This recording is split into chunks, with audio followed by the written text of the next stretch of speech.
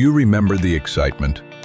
Walking into a McDonald's in the 90s, buying a soda, and peeling that little sticker off the cup. You were looking for Boardwalk. You were looking for $1 million. We all played. We all hoped. But I am here to tell you something that will make you sick. You never had a chance. While you were buying fries, the winning tickets were already gone, stolen before they even left the factory. This is the story of how one man turned the world's biggest game into the world's biggest lie. Welcome to the Empire Archives. For 12 years, the entire United States was addicted to a single game. You walked into a McDonald's, you bought a Big Mac, and you peeled a sticker off the side of your soda cup. You were looking for one thing: Boardwalk, the dark blue property, the golden ticket. If you found it, you won $1 million instantly. It became a cultural obsession. People dug through trash cans. They traded pieces online. They bought thousands of dollars of fries they didn't want, just for a chance at the prize. But here is the secret that no one knew. You were never going to find Boardwalk. In fact, from 1989 to 2001, almost no one legitimately won the grand prize. The game was an illusion.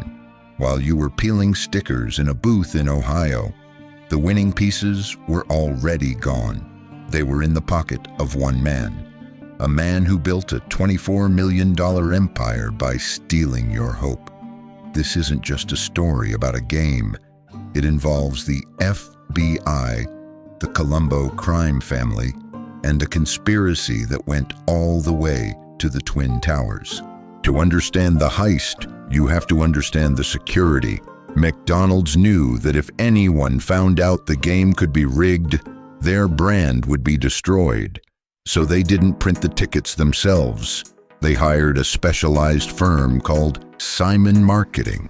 Simon Marketing treated these tiny pieces of paper like nuclear launch codes. The winning stickers, the ones worth $1 million or a Dodge Viper, were printed in a separate, secure facility. They were transported in armored trucks with GPS trackers. They were sealed in tamper-proof envelopes. And the man in charge of all of it was Jerry Jacobson. Jerry was the perfect guardian. He was an ex-police officer. He was obsessive, intimidating, and meticulous. His job was to personally escort the winning tickets, from the printer to the factory where they were attached to the cups. He was the lock, he was the vault. But McDonald's made one fatal mistake. They gave the keys to the vault to the only man who knew how to pick it. It started small. In 1989, Jerry Jacobson attended a family reunion in Florida. He wanted to show off. He wanted to be the rich, generous uncle. So he slipped a winning sticker worth $25,000 into his brother's hand. It was easy. Too easy. Jerry realized that the security protocols had a blind spot: the bathroom. During his trips to the packaging factories, Jerry was accompanied by an independent auditor, but the auditor couldn't follow him into the restroom. So Jerry developed a system. He would go into the secure vault, cut the seal on the envelope, and palm the winning high-value stickers. He would replace them with common stickers, reseal the envelope with his own security tape, and then hide the winners in a secret pocket inside his vest. He would walk into the bathroom, transfer the tickets to his wallet, and flush the evidence. In less than 5 minutes, he had stolen a fortune, and nobody suspected a thing. But Jerry had a problem. He had the tickets, but he couldn't cash them. If the head of security won the lottery, he would go to jail immediately. He needed a network, and that is when the Uncle Jerry scheme was born. At an airport in Atlanta, Jerry met a man named Gennaro Colombo. Gennaro was a charismatic, flashy character. He allegedly had ties to the Colombo crime family in New York. They struck a deal. Jerry would provide the tickets. Gennaro would find the winners. It worked like a franchise. Jerry would sell $1 million boardwalk piece to Gennaro for $50,000 cash up front. Gennaro would then find a cousin, a neighbor, or a friend of a friend. He would give them the ticket and they would claim the prize. The winner would get the glory and the check. But in the shadows, they had to kick back a massive percentage of the money to Gennaro and Jerry. Suddenly, people from the same neighborhoods in Florida and South Carolina started winning everything. A Dodge Viper here, $1 million there, a trip to the Super Bowl. If you looked closely, the winners were all suspiciously connected. But for 12 years, nobody looked closely. By the late 90s, Jerry Jacobson wasn't just a thief. He was a kingpin. He became arrogant. He started controlling the game like a god. In 1995, almost as if he felt guilty, Jerry anonymously mailed a winning ticket worth $1 million to St. Jude's Children's Hospital. The media went wild. Who was the mystery donor? It was a heartwarming story. McDonald's, basking in the good publicity, paid the $1 million to the hospital, even though the ticket had no verification. Jerry watched it all from his living room. He had the power to change lives. He had the power to steal millions. He felt untouchable. But every criminal empire has a weak link, and Jerry's weak link was greed. The FBI received a tip. It wasn't a formal report. It was a sticky note passed to an agent. It simply said, "McDonald's monopoly is rigged. The winner is a fraud." The FBI launched Operation Final Answer. This wasn't a simple investigation. It became a Hollywood-style sting operation. The FBI needed to catch Jerry and his recruiters in the act.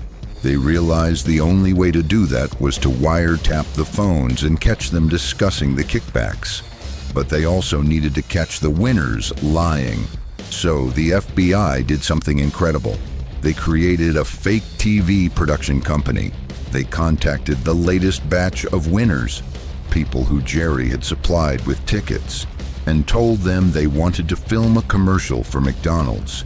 Agents posed as a film crew. They had lights, cameras, and microphones. They sat these winners down and asked them, "Tell us the story. How did you find the ticket?" And on camera, the winners lied. They stammered.